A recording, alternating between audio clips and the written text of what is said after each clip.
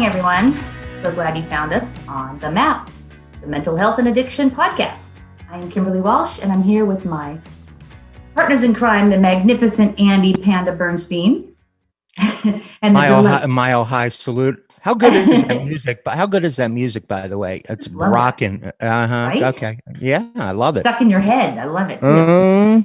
When I go to the grocery store, I hear it. Do you? Yeah, that's my cue. That's my walk up song. They're trying to steal our thunder. You totally interrupted her introduction, I'm sorry, keep going. Again, it's all about you. It is all about me. I'm sorry, Kimberly. Where are you at, Chris? It's okay. I was trying to get I was getting to Chris. I'm sitting at my summer house. Okay. Oh, look at you go. That's Kristen Perry Long, you guys. So just a quick background on us. Chris Long has been in the industry for many years, working with families and helping people get into treatment. Andy has been an advocate for mental health and addiction as the producer for Crosscheck Radio and through his own experiences. As for me, I'm a person in long-term recovery and the founder of a sober home for women called Brady's Landing. So we put this podcast together because all three of us are passionate about reducing the stigma around mental health and addiction. We believe that the more light we shed on these topics, the less people will stigmatize and punish those who suffer from mental illness and addiction. We hope this information will provide you with the necessary, this is what you need to reach out for help. And we hope that will encourage people to seek treatment. So thanks to FCA TV, Foxboro Cable Access, we now have the ability to take your questions live during the show. Also, we have all of our episodes available on iTunes, Stitcher, and TuneIn. So please post and share the show with your followers, and don't forget to tag your friends. All right, guys, we're going back to old school on today's show, right? We're gonna chit chat, but we gotta give a state of the state before we get. Let's do our state of the state. We'll right. start with Andy. I'm good. Somebody keeps banging on their thing, but tapping. I don't know. Tap tap tappy. I'm okay. Pretty good. Feeling good. Okay. Feeling good. Lots going on. A little crazy town, USA, right now with all the stuff. But this is what it is right now. So roll with it. Roll with it. So what is it? What is it we're rolling with?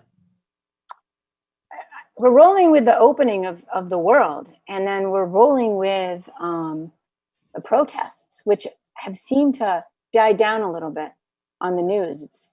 They're still happening, but I don't think that they are as prevalent as they were a few days ago.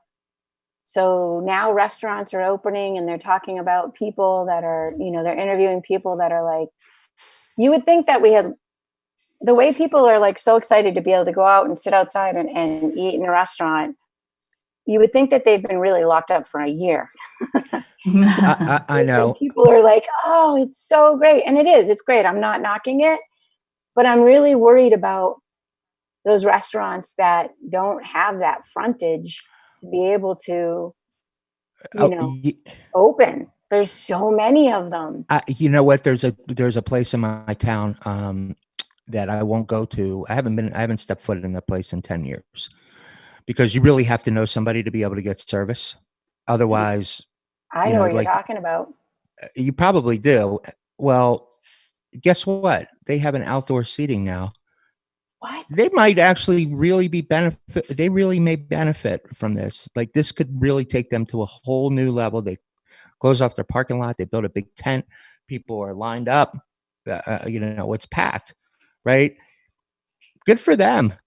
Right. Yeah. Like that might be the impetus for change that will get them to grow as a business. You don't know. What happens in the winter when they can't bring people back in because we have that spike that they keep talking about? Like it's going to ebb and flow and ebb and flow and ebb. Like I'm not going if they open back up and I have to go inside. I mean, the other big thing is like they keep releasing all these guidelines for I was texting you yesterday, Kimberly, about people that have rental properties. Like it's a 35-page manual about if you own a rental property, you have to do these 700 things in between each turnover? Or how about the fact that when kids go back to school, there's only going to be 10 kids in a classroom? Like, if there's just so much uncertainty, as soon as we sort of get some positive, they sort of take it away with a fear of the unknown. Always fear-based, right? Yeah. Yeah, they thrive on that. It's getting old.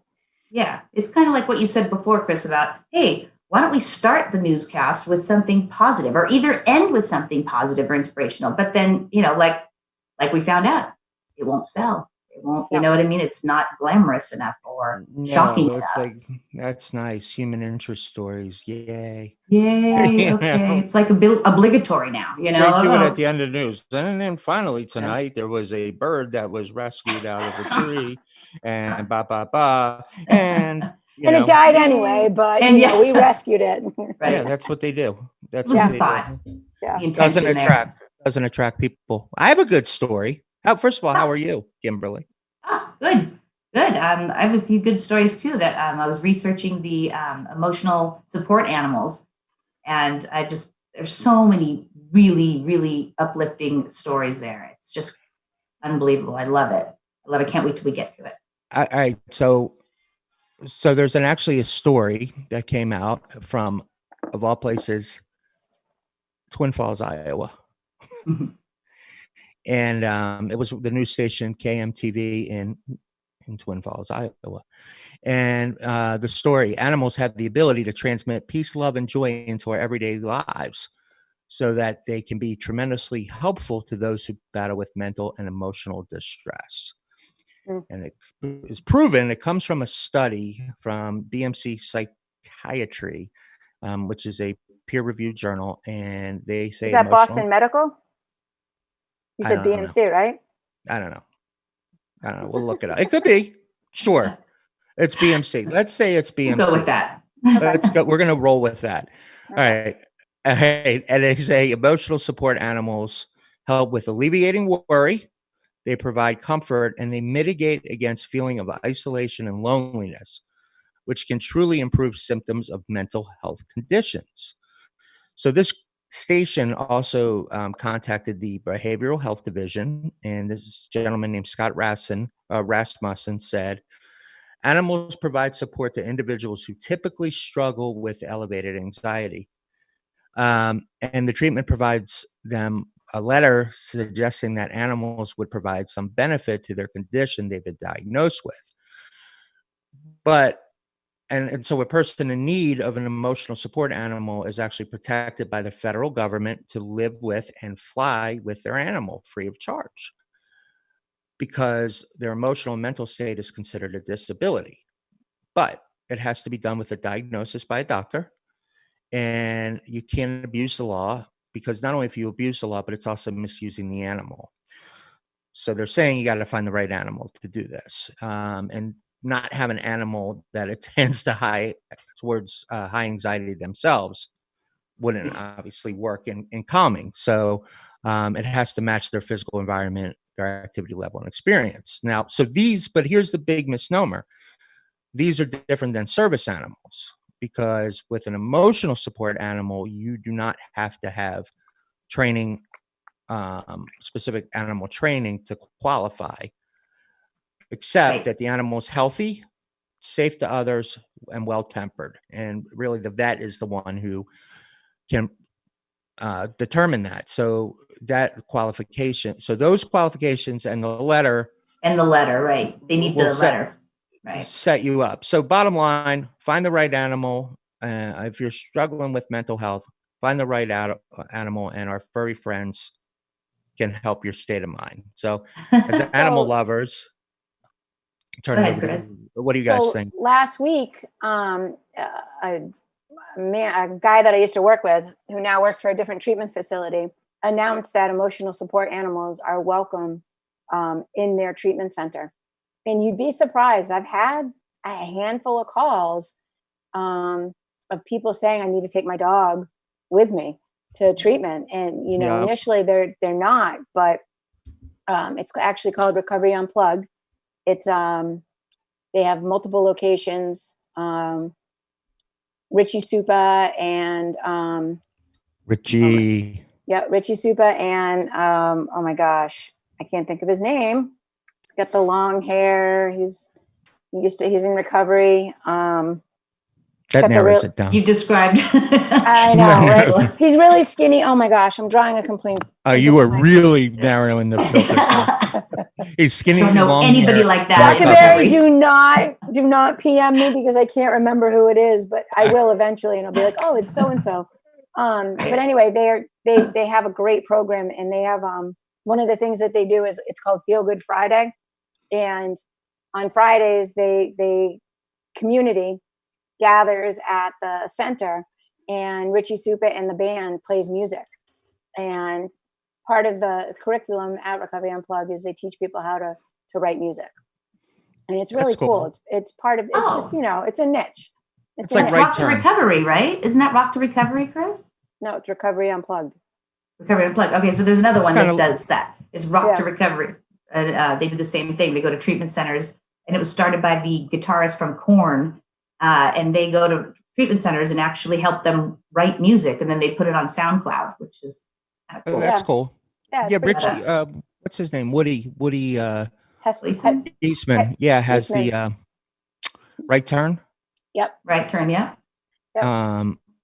But these therapies are so important to have that. As dog lovers and animal lovers, Yeah. I mean, obviously we know about Brady. I got it. Steven Tyler.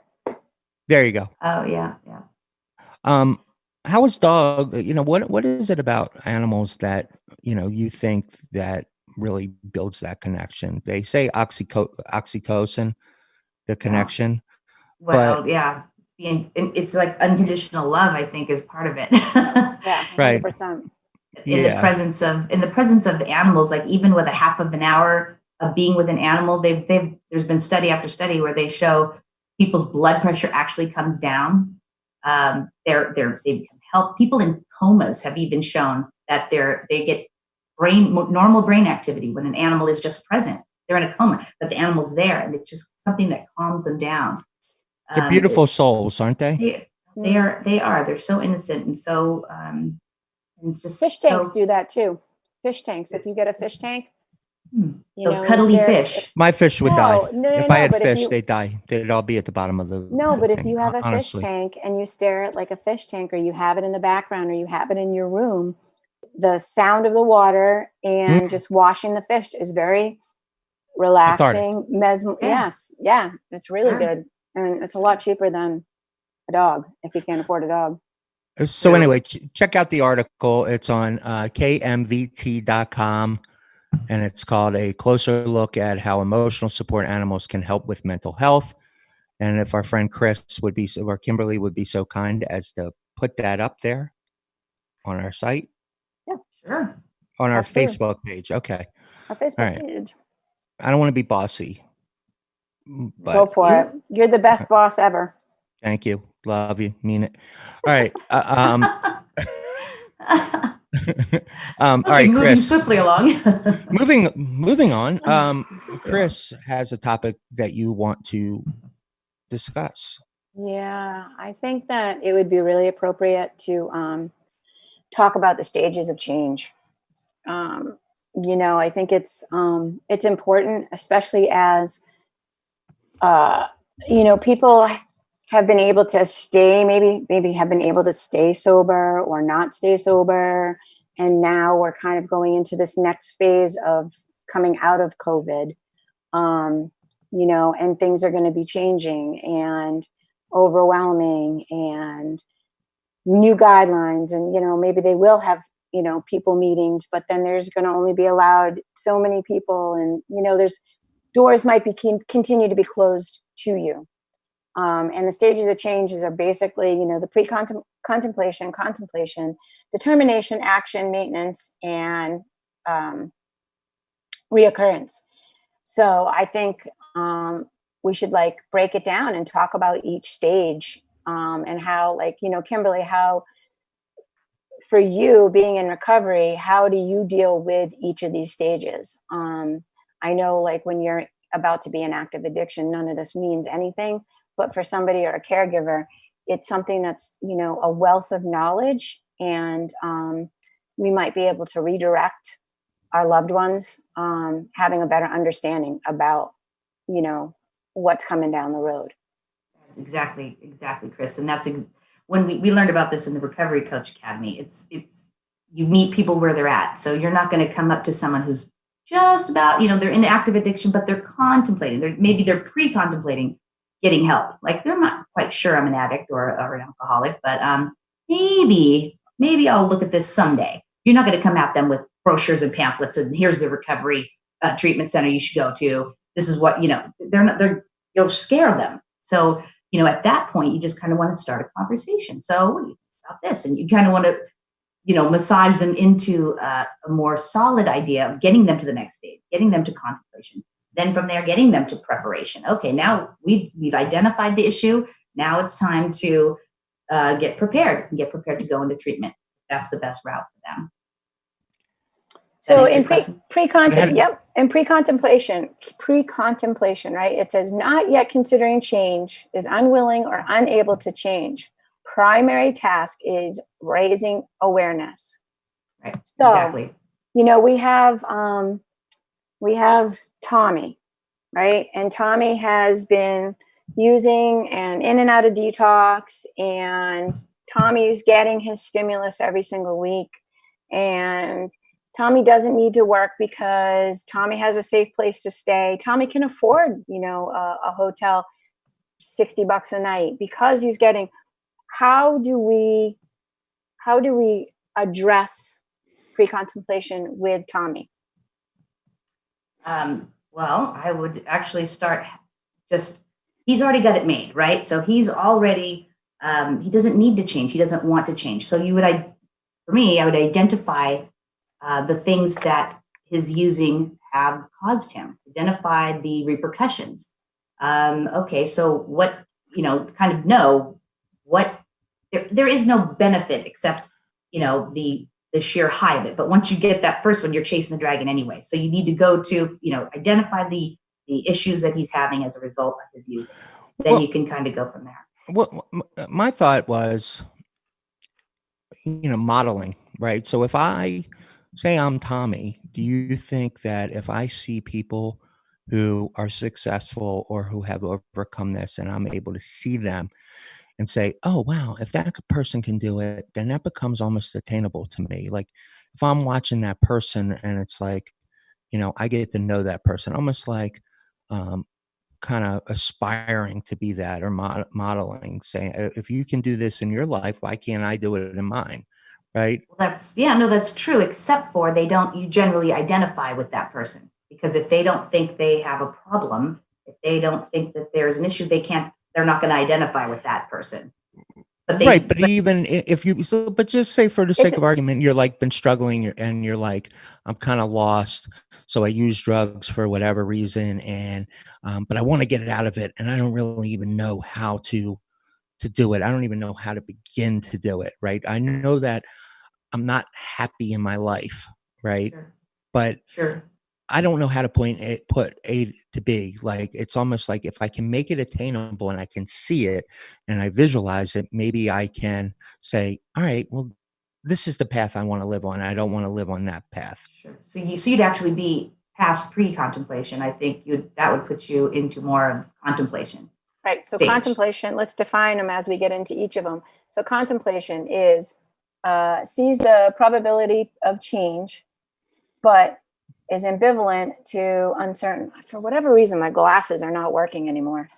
So our primary task is resolving ambivalence and helping to choose change, right?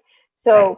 Having that goal, having that role model, having that person, I want to be just like them. That's a great goal, but in this stage, it's not something that they're even. It's the end game. That would be kind of their end game goal. You know, I really want to be like them. Yeah, absolutely. That wouldn't be the impetus. That wouldn't be an impetus, like to say, what am I doing here? I see other people being successful or people I know getting in recovery. It's like, why can't that be the thing that sparks the change? It absolutely can be the thing that sparks, but if you set an unachievable goal, you're setting yourself up for failure. So Got it. say, Okay. say your person has 15 years clean, right? Right. He didn't fall down. I mean, he fell down and got up many times, probably Okay. before he got I those got it. 15 years. So if you're, we're going to just try to get through today. Let's just get through Got it. today. And then Okay. when we get today behind us, we'll get through tomorrow. And before you know it, you'll have a little bit of time behind you. You'll start to feel good. You'll start to have that clarity. You'll start to be able to see the work that you need to do in order to get to that 15 years. But it's Got And it. seeing the, yeah. yeah, And seeing the mentors too, seeing people who have actually achieved it, that helps in also in maintenance, keeping them on the right track too. Because they said, oh, look, if that person can do it, because you do, like Chris said, you do stumble a little, sometimes every day is not, all sunshine and rainbows. It's, it's hard work to get Right. sober, it's not easy. So yeah, having inspirational, mentors, people that you can aspire to be like, and they came from, say, like a rags to riches, not really rags to riches, but from down, a low point in their life to, becoming very successful and very happy with their lives. Something you definitely want to incorporate. Right. That's absolutely. So then we go into determination. Kim, you want to read? Do you have it up on your thing? I don't have that up. So determination definition is committed to change, still considering what to do. Primary task, help identify appropriate change strategies, right? So again, we are making them achievable. We're not saying, okay, you get clean, you get a job, you get a house. No. We're like, let's just get through small today. pieces. Exactly. Right. And that's where you want to say, hey, instead of, you want to ask them because they're going to give you the answers. It's like motivational interviewing. You ask them, so what do you think might be a better, if this is causing you grief, what options are there for that you could choose in a different direction? And then they will identify for you things that they enjoy doing. Okay, so I like being around people. Maybe you should try, a meeting or whatever the case may be. But they will tell you. And that's kind of what you kind of cling onto that and then go from there. You build off of it, right? You build off of it. It's not something that you can do, in one day. It takes a little bit of time because you might go back, you might go back a stage, you might go back 2 stages, and then you might, advance again. But you have to still go through every stage. Multiple times. You might have to do it multiple times, right? You can't just. Right. Yeah, it's really, really hard. I mean, I think, the primary task of determination is kind of restoring hope. When somebody is at that crossroad and they're scared, or their family has washed their hands of them and now they're really out on that pier alone, restore that hope. One of my most favorite questions to ask somebody when they're kind of in this stage is, what do you want to be when you grow up? They could be 55 years old. Sure. But what do you want to, and they don't know how to answer it sometimes. And they look at you like you're crazy, and I'm absolutely certifiable. But what do you want to be when you grow up? And you start to retrain the brain to think a different way. And it takes a lot. You have to keep, you got to keep turning that toe out. You got to keep being mindful of change. So restoring hope is, it's a big task. But once they kind of bite into that and they start to feel good about themselves little by little, we start going into the action stage. I'm a big Bruce Springsteen fan, and I love Bruce. And Bruce had a concert a couple years ago. He did a whole tour on the River Tour, and this was Bruce suffers with depression and sadness, loneliness. You wouldn't think because he's Bruce Springsteen, but he does. And at the concert, when he introduced when he started the show, he said, "Look, I was lost. I didn't have this. I didn't have that. I wanted a family. I couldn't get it. So I started writing about it." He said, because if I could write about it, then I could see it, and then I thought it would be more attainable to me. He wanted community. He wanted to be a part of something. So he started writing about what he was looking for, and that gave him kind of a roadmap, the map to getting to moving forward. So almost that visual, kind of having that visual, like, I see where I want to go. And this applies to everybody, not even just in recovery. This applies to anyone who wants that, the ability to, um, you know, change path by writing it down, purging your thoughts, creating a game plan for yourself. That's Sure. just my opinion. It's a Journaling. good tactic. Absolutely. Journaling is good for anyone. Anyone. It's a release. It's a way to really be able to get those emotions, down. When I'm working with a family and their loved one goes into treatment, whether it be detox or the next level or whatever, I always tell my families to write a letter. Write a letter to your loved one. I want you to tell them how you feel. I want you You don't to have to tell send them. it. Well, Right? yeah, that's what I'm You saying. don't have to send But- it. You don't even have to send it. But you'll if be you don't want surprised. to. So what I say is, I'm like, I want you to write it. But before you send it, you have to stand up in front of a mirror and you have to read it out loud. And if you're comfortable with the letter that you wrote, then send it. If not, rewrite it until you can stand in front of the mirror and be comfortable with what you've written down. And it's an exercise. It's a family exercise. And what it does is, your first initial letter is anger, disappointment. It's just all those emotions Fear. it's fear. It's all those emotions that are ugly. They're honest, but they're ugly. And as They're not you, helpful. Correct. Right? To Right, the right. person, right? And as you continue to rewrite that letter, the end letter really is how deep down you really and truly feel. And it's a release for those families. It's a release of emotions. And, you got to keep writing those letters. And, don't climb up that mountain just because your loved one's climbing up that mountain and they're screaming up that mountain. You don't have to scream up that mountain either, because there's a really good chance that they're going to roll right back down. Yeah. And even more Yeah. powerful than actually writing can be speaking. There's so much research on how you take the power out of something when you take your thought and someone witnesses your pain or your frustration or your love. There's so much to putting it out in the universe that takes the power out of it, that takes it away, so you can actually, you can breathe. And just much like the letters, then, after you've discussed it with somebody else, then you can take that information and go to the person you want to discuss these things with and say that in a way that's not so abrasive, or that actually helps you resolve the issue rather than exacerbate. Well, right. It makes you feel good. It makes you feel like you have been open and honest and to the end. So when I was married previously, and I had 2 kids, and he was a cop. Not that matters, but he was a cop, and he cheated on me. And I was raised with morals and values, old school, good family, sit around the table every night, everything that I did with my kids, but I started drinking a lot after he started cheating on me. And my so-called friends, I lived on Nantucket at the time. So everybody knew everybody's business. Like if you went out to eat, everybody knew where you went out to eat, because there wasn't 50 million restaurants. It wasn't another town.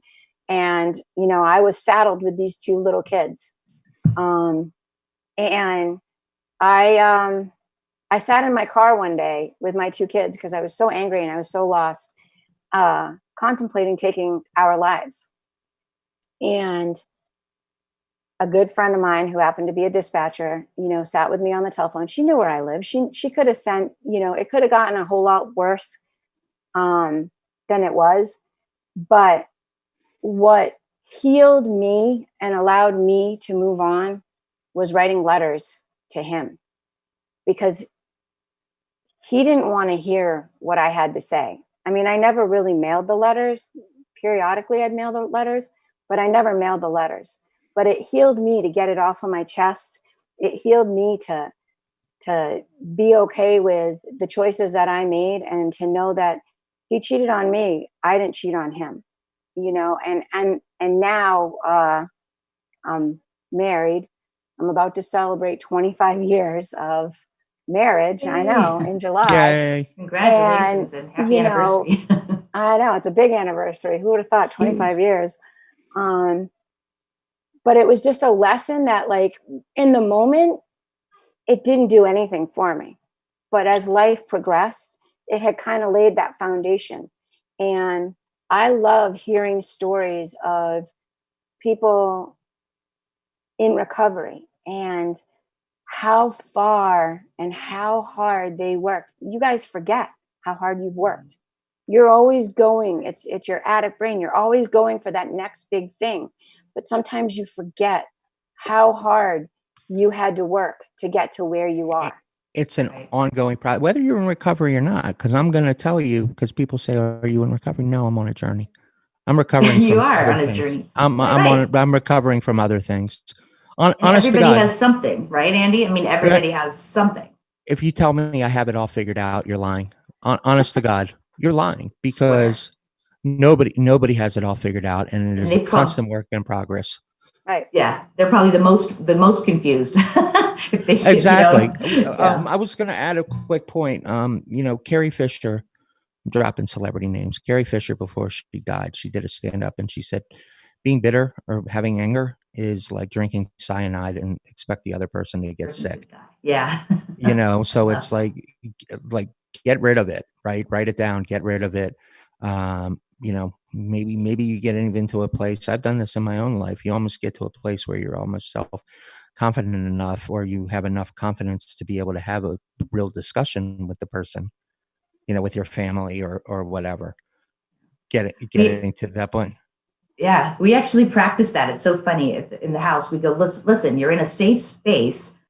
Let's have you practice the things that you know, resentments build up all the time, especially women living in close, contact with one another. It happens all the time. So let's practice when I feel, you know what I mean? Get Right. comfortable and confident in discussing what it is you need to say and taking care of yourself. It's a huge part of recovery, because most of us we don't even go there. We'll just hold resentment. That's how you have honest relationships too, by having those real life conversations, not, oh yeah, it's all good. And then you're like,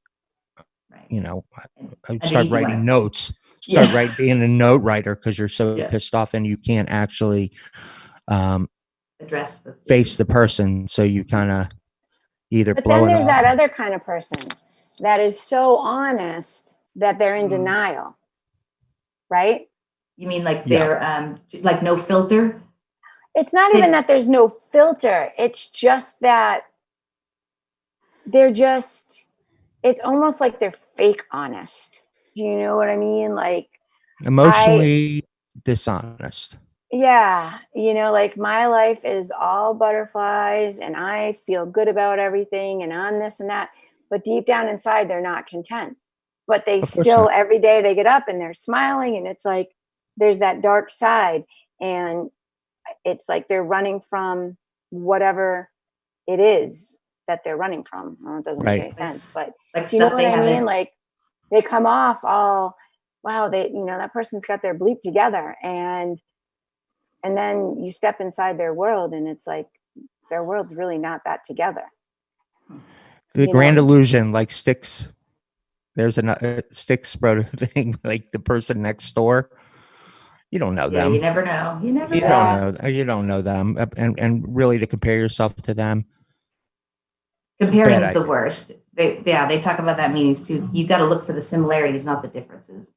Because you'll talk yourself right out of continuing to go to meetings. Yeah, you won't be happy. What other ones are there? All right. So have we talked about action yet? Not yet. I lost track. Okay. So action. Definition is taking steps towards change, but hasn't stabilized in the process. Primary task, help implement change strategies and learn to eliminate potential relapses. So, Miss Kimberly, Yes. how would you do that? How would you help somebody implement Action changes? stage is the best. I love that one because one of the girls here that you know, Chris, was at that point, and that's when you can say, "Hey, here is all the information." They're ready to receive the information. They're like, "I'm ready to take some action. I'm ready to do something different." So then you say, "Okay, here's all these resources. You know, you get to choose. You get to try them out and choose which one fits for you, which one you like the most." You know, I really enjoy yoga, so we're going to put yoga and make that a part of your life because that brings you peace and that brings you happiness. You're ready to make a change. That also helps in your recovery. You know, I like smart recovery or refuge recovery over the 12-step meetings. I think I want to go in that route. Okay, great. Let's take you in that route. That's what works for you. So you're kind of identifying what they can hold on to as they and create their own recovery roadmap, if you will. Right. Yeah. And it doesn't, I mean, there's no set guidelines, you know, Right. There's no set, well, you have to do this in order to get that. And if you do yoga, then you'll get this and so on and so forth. The world is out there for you. Right. You get to pick and choose. And it's, you know, in an environment like your place, Kimberly, you allow somebody to try it. And if they don't like it or they fail at it, they're safe. It's okay. And, you know, the action stage is kind of a fun one. That's where the rubber meets the road anyway, is the action, right? Absolutely. Yeah, pretty much. And the big thing too is that you can be in any of these stages. You don't have to start at pre-contemplation. Like you're working at, it's kind of like the 12 steps. You're at all these different stages. Is that really, because I've heard from people people who, you know, I heard the term ready aim fire or ready fire aim. So is that, you know, going out of the order? Is that okay to do? I mean, like you said, have you ever known someone who runs before they walk? You know what I mean? Like, I want to get there, and then they don't really. Right, because that could create. I'm sorry to pick apart what you were saying, Chris, but does that make you create false expectations? It's like, oh, I want all this action, I'm going to do all this, but you haven't really laid the groundwork in order to get to the place where there's action. You're like skipping steps. Well, yeah, I mean, that's life, you know, that's to recognize it and then to say, hey, you know what, before you get here, there's a few things that we have to go through and we have to kind of get in place. Right. And then, I mean, what I'm saying is that you don't have to, you should go through the stages, right? But this is just something that happens. This is basically the stages of changes of a relapse. Got it. Right. Okay. It's not, it's called stages of changes. So you have your pre-contemplation, right? You could have recovery. And now because you have your stimulus check and you've met a girl and Tommy's mom is allowing you to come and sleep over and have a home night. And now you've got all these opportunities. So your mind, an addict's mind says, wow, if I can get my night pass from my sober house, and my mom's going to let me go out because she trusts me because I've been doing so good. Your mind is throwing all those ideas of relapse back into your brain. So it could be something that you go through very fast, or it could be something, for instance, I have a young man that was in a program and 5 of them left the program altogether. So how it worked was, But they go on strike?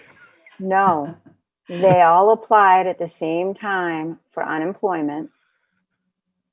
And they all knew when those credit cards or debit cards or whatever they send them were coming in the mail. Okay, so you have your pre-contemplation, you have your planning, I'm thinking about it, you know, the night before they got their cards in the mail the night before. Everything was status quo. Tommy's looking great. Tommy's doing good. Tommy's checking in. Tommy's happy. But it was all a facade. And they went and they did this whole thing, and 5 of them left together because they had money. That's crazy. Yeah, it can also be subconscious too. Like those things can happen in your brain and you're not even really aware. All you know is, oh, I feel better. Why? Because that's a familiar feeling. I know I'm about to go out, and you get excited. What you forget, what we all of us forget is, oh, right, I remember this feeling of we don't remember the despair. We don't remember how horrible it was. We don't remember that. All we remember was the good stuff. I don't know. The brain does that. So, My dog. Yeah. I was going to add my dog. That's funny you say that, because my dog, she had a bad accident, and now a week ago, and she's really doing much better, and her energy is good. She is wound up, ready to go. And our key is, and the vet said, you got to keep her calm. You got to keep her, because she's going to do more damage to herself if she forget, Hyper and stuff. Yeah. So our challenge is to keep her from going, with the energy and all that stuff. Not, she's an animal, so she doesn't remember, she probably doesn't remember the fact that she took this tumble on a tether. But to your point, it's like, don't start getting cocky about that. Oh, I've got this thing mastered and therefore I'm good, so I can handle it. Because I know resting on your laurels. Yeah. Right? I know someone who would constantly, he would do really well, start to put it back together, and then, oh, I'm skipping steps. I'm going right back to. I am making up for lost time, so I'm going to not follow steps, not follow a process, and jump right back into, this state. Right. And that's what happens when people leave recovery too. Like if they think they're going to, if you go right back to your home environment, you've been 30 days in a bubble. That's not enough. They plop you right back into where you came from. You're going to relapse. You know what I mean? Exactly. So you were just talking about maintenance and lack of maintenance. So the definition of maintenance is has achieved, oh my God, my glasses, has achieved the goals and is working to maintain change. Mm-hmm. Primary task, develop new skills for maintaining recovery. So it happens all the time, right? It happens, you get 2, 3, 4, 5, 6, 11 months of recovery, and you become comfortable and you think you have it. So if you have a pair of sneakers that you don't tie, you're going to trip, right? You have to tie your shoes every day. Yes. You have to do your work every day, and everybody's work is different. I have a young man, went through the 12 steps at Plymouth House, and it was the best thing that ever happened to him. And he's young. He's got a great personality. And, he might have done step 1, but he skipped 2, 3, 4, 5, 6, 7, 8, 9, 10, 11, 12. And guess what? He relapsed. How much time did he have, Chris? He had 4 months. 4 months. And he's kicking himself because he knew that if he isolated and he stopped hanging around with sober people, he was going to hang around with the wrong people. He knew that if he stopped doing his, daily inventory and his gratitude list and all those things that you have to do that worked for him in the morning, he was going to relapse. He knew that for him personally, if he didn't hand over, the $700 that he gets every week in unemployment to his parents, he was going to relapse. But his brain convinced him that he would be okay. So he sits in detox. Therein lies the problem. Right. He sits in detox again, beating himself up.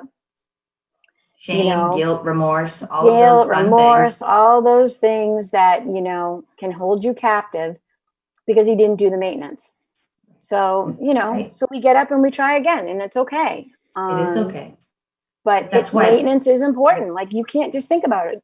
If you go put a pair of running shoes on, I mean, Mike can attest to this. If he was to go out running his 10 miles that he does every day, and he didn't tie his shoes, he'd have some pretty skinned knees.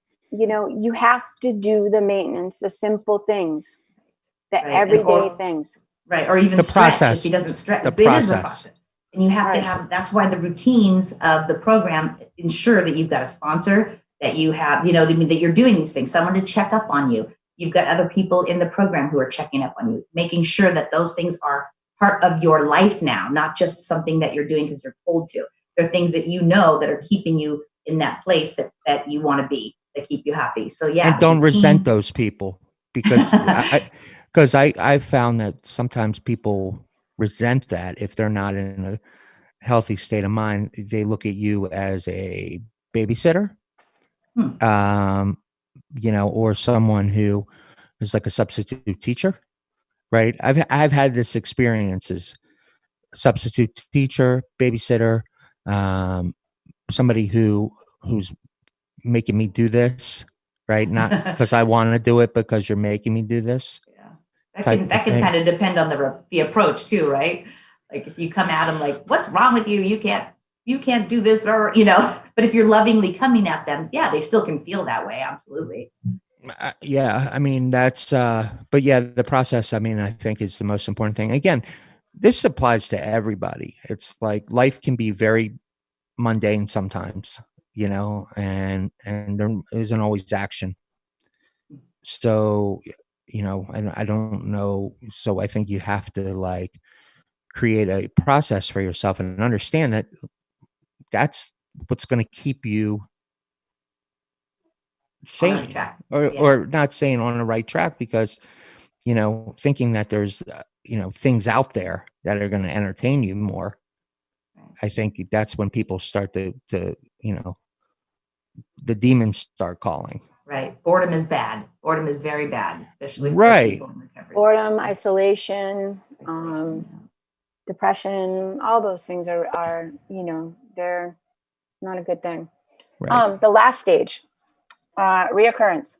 Definition: experience a reoccurrence of symptoms. Primary task: cope with the consequences and determine what you need to do. That's Kimberly? your basic relapse. That is relapse in a nutshell. I think it's important to note here too that relapse does not have to be a part of recovery. There's a school of thought that says, well, if you will relapse. You won't necessarily relapse. Not if you do all the like Andy said, you follow the process and you follow the steps. You don't have to relapse. But if that happens, we do a process we call the relapse autopsy. So we kind of go back and we dissect everything that occurred. Triggers. Everything that happened up to the relapse. Where were you? Who were you with? What were you thinking? What have you done the prior month? Where did your head go? What happened? So that we can really get a good sense of what went wrong. Like you said, Chris, cope with the circumstances, cope with the repercussions, learn that it's, try not to engage with the shame. We don't want to you're not a bad person because of it. It happens. You have an addiction and it happens, but let's move to the good place, back to where we want to be, So I used to smoke cigarettes for a very, very long time. I smoked for about 18 years. I was started when I was 18. I smoked till I was 2003. Yeah, I was like a 2-pack a day. Who knew? Wow. Yeah, I was 2 packs. And one day I saw a movie with I started dating my wife. My wife's like, yeah, I don't really like the smoking, but I didn't want to quit for her. I wanted to quit for me. So I watched the movie Monster with Charlize Theron and Christina Ricci.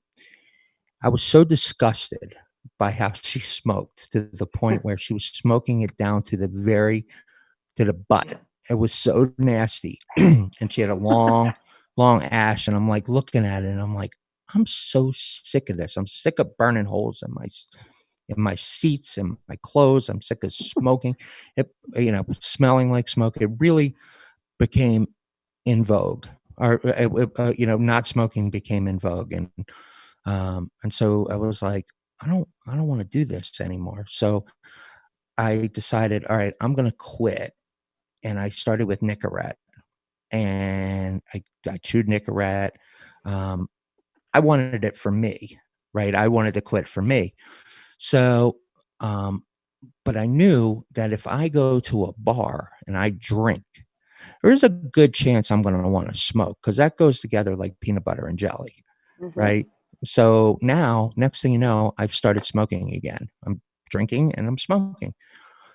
And so I avoided, for the longest time, I avoided even setting foot into a bar, right? Or being around people that smoked. I just had to. And over the years, I avoid those situations where I might smoke. Now I've gotten to the point, I don't even think of myself as an old smoker. Like, it doesn't even register to me that I'm a smoker, but it's like, oh, every now and again I'll see somebody smoking and I'll smell it and it smells good to me, but I just walk away, right? It doesn't bother me, because the physical addiction got out of my system, right? I don't feel the physical addiction, and therefore it allowed me to be able to focus on the mental side of it. And I used to love smoking. I'd be in the car, I'd roll down the windows and smoke a butt, listen to music. It was the greatest. It was my friend. Those rings. Did you make those rings inside the Oh, rings? rings. Inside the rings? No, I couldn't do it. I never knew how to do it. I love the people who smoke and blow it out of their nose. I couldn't do that either. Right? It's like, I can't. Chris, for whatever reason, I just can't see Andy like ripping a heater in the car. Oh yeah, I was a big smoker for a long time, I swear. And it was like, but you know what I did?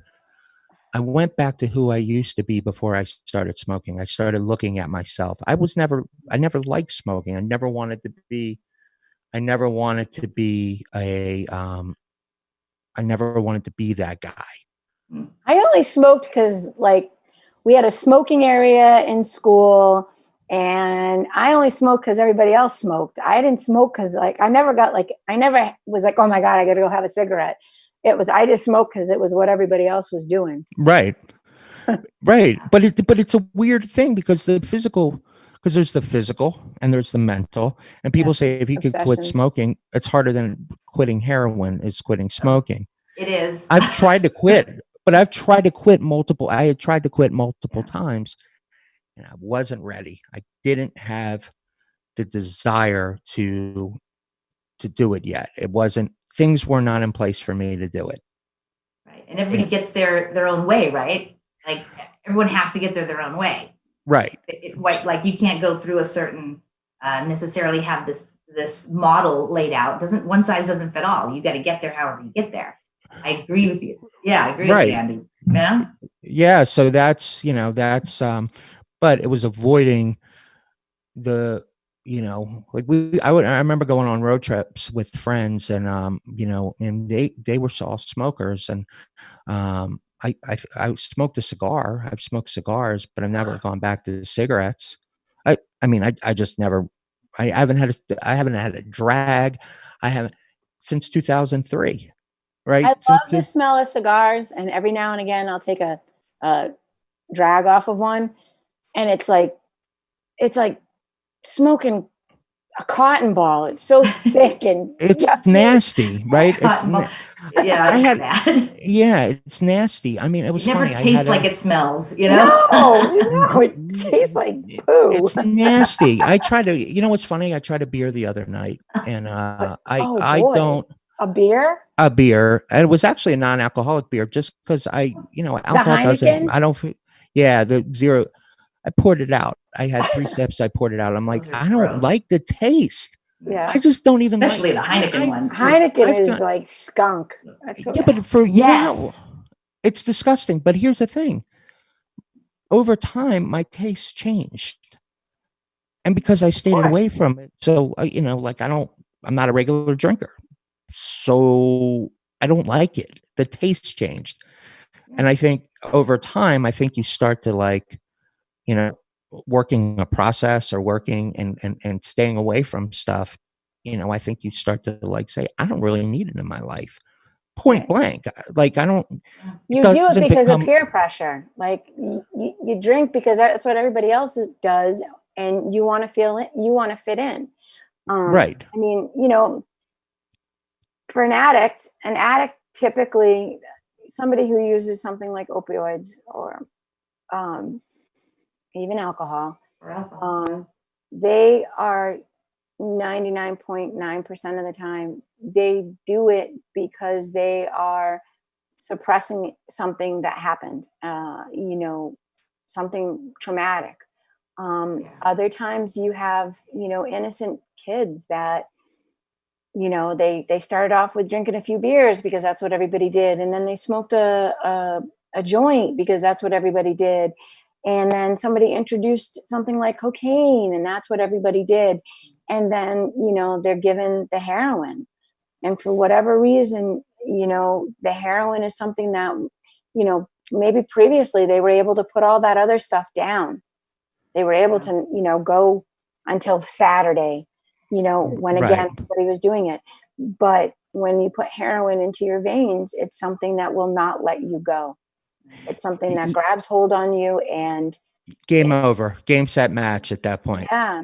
I mean, or they get it. And like I've heard in many speakers say, or they get a taste of it and they go, oh my God, this is what I've been looking for. Whether it's alcohol or something that it takes that edge off, that pain away. So even if they didn't know they were suppressing something or they didn't even know they had PTSD, suddenly they feel okay again and they can talk to the people. And it's really social, you know, it allows them to be social. And, and I, you know, being a child of the 80s, you know, I would see, you know, cocaine was the big thing in the 80s, right? Everybody. I was scared to death of cocaine. I was scared to death. So I never tried cocaine. I never tried anything except I smoked pot, but I never tried anything because I was so scared between the public service announcements because of my mom. It worked. It worked. I was scared to death. And I was like, oh my God, they're bad. People who use cocaine are bad. I don't want to be around them. Oh my God. Right. For whatever reason, I stayed away from it, but I was scared not to do it, you know, because it wasn't me. I had done it multiple times and I didn't know at the time that I had a bleeding disorder. So I do it. Oh my. And then my nose would bleed and I couldn't get the nose to stop bleeding. Like the first couple of times I was able to, but then when I did it, like if it was a long weekend or whatever, and I did it a lot, I couldn't get my nose to stop bleeding and I'd have to go to the hospital. And I was in college. So I'd go to the hospital and they'd pack my nose and off I'd go. But when you go twice in a night or 4 times in a weekend, and they're like, you need to stop doing this because you've destroyed your nose and, you know, we don't know why you won't stop bleeding. I mean, like I was like, oh, all right. So I'll just stop doing it. You know, like I was lucky. I was really lucky. Did I not love the feeling that it gave me? Absolutely. Like it's absolutely. But it wasn't something that I obsessed about. What I obsessed about was my nose not bleeding. Right. You know, you also don't have that gene either. that one the addiction thing. So So Chris, did we go through all the stages of change? We did. Awesome. Awesome. Yep. Good topic. Very good topic. A very good topic. We could ramble for hours. We could. The 3 of us. It's like we could go on and on. We can riff. Yes, we can. But we've had our allotted hour, so I think we should probably wrap up now. Our session's going to end now. Yes, we're running out of time. Do we have a guest on Friday? Do we have a guest for Friday? We got to find one. Oh, all right. If you want to be a guest, reach out. Yeah, absolutely. Well, so that's our show for today. So listen, please always feel free to reach out to us on our Facebook page. Not me. No, you can reach out to me. I'm kidding. Just accept Andy. The MAP 2020. You can also email us at the mappodcast20@gmail.com. And check the show notes for other contact information, ways to get a hold of us. So thank you, everyone, for your support of our mission, and we will see you again On Friday. 9:30 a.m. Have a great weekend, everybody. See you, everybody. All right, bye-bye. Bye. Bye.